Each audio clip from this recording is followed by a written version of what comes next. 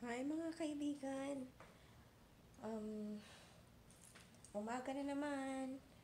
Samahan niyo ako ngayon ulit sa backyard. Dito ako ngayon sa bahay.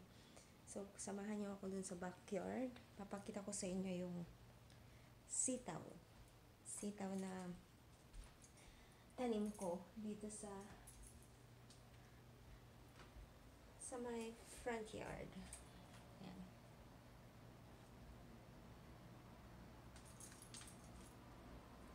Maliwanag. Ang ganda ng araw ngayon dito. Ayan. Ilak natin.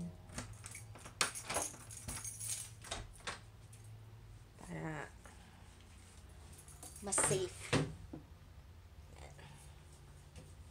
Natin yung shoes.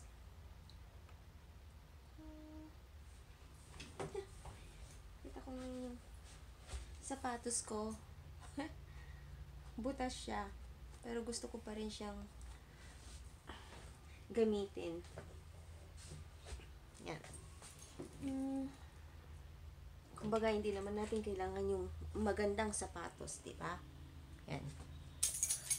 Kita mo? Butas. Saan ka na? Yan. Yan.